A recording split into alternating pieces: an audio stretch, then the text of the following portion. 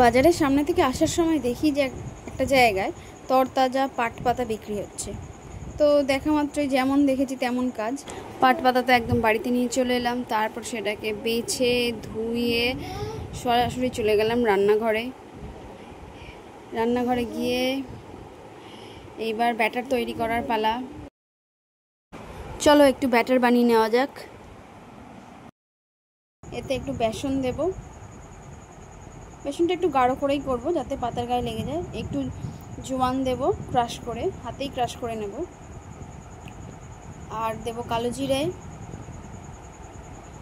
দেব সামান্য নুন,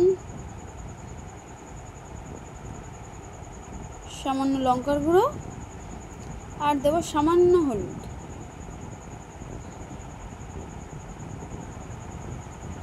এবার ভালো করে এটা মিক্স করে নেব। দিয়ে অল্প অল্প করে জল ঢালবো আর এটাকে ভালো করে মিক্স করব।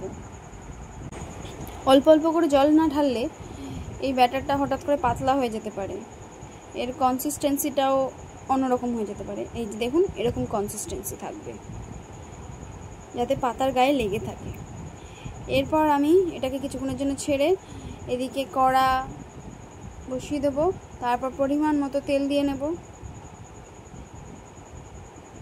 আমার তেল গরম হোক ততক্ষণ। এবার আমি এই পাট পাতাগুলো ভালো করে নিয়ে, আমি এটা পাট পাতার ডগাগুলোই নিয়েছি, ভালো করে ব্যাটারে চুবিয়ে সোজা কড়াইতে দিয়ে দেবো। পাট পাতার এই রেসিপিটা কিন্তু দারুণ হয়। এগুলো হলো গ্রাম বাংলার রেসিপি, আর এগুলো কিন্তু ক্রমে ক্রমে হারিয়ে যাচ্ছে। একটু টাইম নিয়ে মিডিয়াম টু লো আছে এটা ভাজলে এটা খেতে ভীষণ ক্রিস্পি আর ক্রাঞ্চি হবে, আর এর স্বাদ তো অসাধারণ। এক পিঠ ভাজা হয়ে গেলে আরেক পিঠ নেড়ে চেড়ে আরেক পিঠ ভালো করে ভাজার জন্য রাখতে হবে, আর খুব সাবধানে এটা নাড়তে হবে। আমার মোটামুটি হয়ে এসেছে, তাও আমি এটাকে বেশি ক্রিস্পি করার জন্য আমি এটাকে রেখে দিয়েছি। দেখুন আমার এই দুটো কিন্তু হয়ে গেছে, ওইটা একটু কাঁচা কাঁচা রয়েছে, তাই ওটাকে একটু তেলে ছেড়ে দিলাম। ওটাও একটু 2-4 বার নেড়ে ওটাও যখন ব্রাউন কালার হয়ে যাবে ওটাও হালকা করে তুলে নেব। দেখুন আমার কিন্তু হয়ে এসছে, দেখেছেন কালারটা, দেখেছেন? এই যে আমি এতগুলো মোটামুটি ভেজেছি।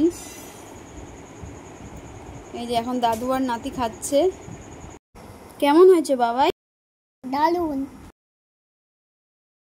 খুব সুন্দর হয়েছে, দারুণ হয়েছে। সন্ধেবেলা এটা যদি গরম গরম ভেজে দেওয়া যায় না, সন্ধেটা পুরো জমে যাবে। আমরা খেয়েছি, আমাদের তো খুবই ভালো লেগেছে। আপনারাও করে দেখুন, আপনাদেরও ভালো লাগবে। আজকের মতো টাটা।